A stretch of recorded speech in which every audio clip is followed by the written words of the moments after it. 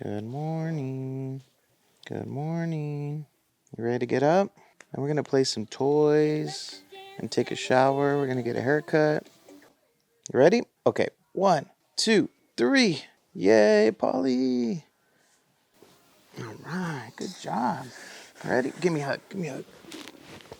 Yeah, my name is Paul Avila. I'm the founder of Pauly's Project, and we've been giving back to the community of Los Angeles for 10 years. Need some help? It was Open. inspired by my blind and autistic son, Pauly. Pauly now is 25 years old. Unfortunately, not being able to see and talk, we found out that music was like our lifesaver. I think he was like 4 years old, and I put the little headphones on, and man, he was just rocking out. We call him like the little Stevie Wonder. As he got older, his temperament would change. He would kind of have some harder days, and we just always turned to music. Music brought him so much joy. And I would just go out and volunteer by myself, serving breakfast at the Union Rescue Mission. And I remember one day I was walking back to my truck and I saw this guy with headphones, and it just stopped me in my tracks. It was like one of those God-inspired moments, light bulb went off, and I just immediately thought of Pauly. It doesn't matter if you're homeless in a tent or if you're blind and autistic like Pauly, music's the universal language, as they say. It just touches the soul. So I went home and I was just tossing and turning, and I was like, all right, man, something was planted in my heart. Being in Skid Row today, seeing that guy with headphones and just the joy that music brought him, and coming home and seeing that same smile that Pauly has, I was like, what's the connection? So I was like, all right, I'm gonna start something called Pauly's Project in honor of Pauly, and we're gonna share the gift of music by donating radios, So my goal was just 50. The number 50 was in my head. I said, me and Paul are gonna hit the streets. We're gonna donate 50 radios, call it a day, Pauly's Project's done. It was just a real simple concept. So Pauly would come to the streets with me, and Pauly would hand him the radios, and they were just kind of left speechless. Wow, like this angel appeared, he's donating a radio to me, and this young man can't see and talk.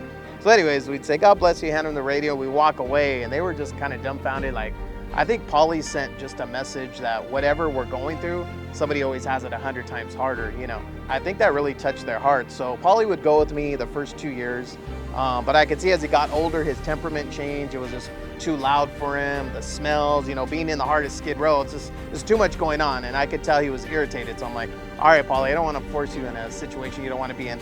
And then I started going out for another 2-3 years by myself, and just really engaging with people, getting to know them one-on-one, getting to know their name, their backstory, learn how I can help you guys. And I know you guys are experiencing homelessness, so it doesn't matter if you come day or night. I just want to see how I could be of service, And I remember in the beginning, they really thought I was an undercover cop. It took a while, like, why are you down here? Again, guys, I'm here to help. What do you guys need? Blankets, whatever. So I remember it just took months to establish this trust, and some of the main guys coming up to me, shaking my hand, saying, thank you for taking care of our people, because we know you're not just a one-timer and you're here for the photo op and you're gonna leave. We've been seeing you consistently out here for months, So that's kind of how it evolved. And I remember one lady, I never forget, she's like, that's great that you're doing it, but how do we get involved? We want to be a part of your movement. And I'm like, wow, I kind of felt a little selfish. Like, yeah, this isn't just about me meeting people. I need to get others on board.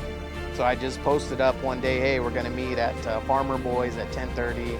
I think we had like 2 volunteers, then it turned into 4 and 10 and so on. So I could say now, 10 years later, I mean, we've had thousands of volunteers. Before it was all about me, and again, building these relationships and starting Pauly's Project from the ground up. But now I get so much satisfaction seeing these new volunteers. As we know, some want help and some don't, but it's not really our job to judge. We just have to be out there to love. And, I think it starts with food and hygiene kits and blankets, sleeping bags, tents, socks, shoes, etc. I always say the things that we take for granted, others are praying for. But at the end of the day, the common ground is people just want to be loved, they want to be heard, they want to be felt, and not judge them, not be intimidating, but just that one-on-one contact and starting conversation, and then it just evolves from there. It's just so dangerous out here, Everybody's out here for different reasons. I mean, I don't judge. Divorce, lost a job, lost a family member, what have you, and they take to the streets. And, I think there's a small window where you can try to get off the streets, but the longer you're out here, year after year, it's just so hard, you kind of get buried out here. Maybe help with the clothes, because there's a lot of those yellow bins, Okay. and then they're going to come up and ask for what size.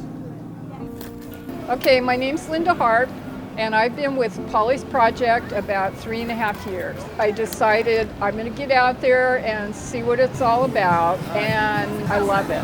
It's just made me realize that I'm more compassionate even than I thought I was. We've made friends out here on the street. I've made friends in the organization. It's like a big family, and I love it. My name's Pepper. This here is the Pauly Project in 6th and Gladys Park. This is our 10th year anniversary doing this. This behind me is my brother Pauly. This is all for him. We're here to give a little, here to have some fun. We're here to feed them. We're here to bring love on this holiday season between Pauly Project and what we're doing here today. It's all about giving from the heart. This is straight God's will that we're doing. And even more so, it's for Pauly himself. Because if it wasn't for Pauly, ain't none of us would be here today. So all credit and all respect is to my brother Pauly. We've had at least over 1,000 volunteers, and we have helped probably 10,000 people. And that's through our street outreach, through our food outreach, and through just different organizations that we're able to work with. You know, Pauly's Project can't do it alone. So what do? We work with other nonprofits. This year alone, we've established relationships with Walmart, Sprout, Target, Denny's, Bristol Farms. It just continues to grow. And if we continue to spread our message, more people are going to want to help.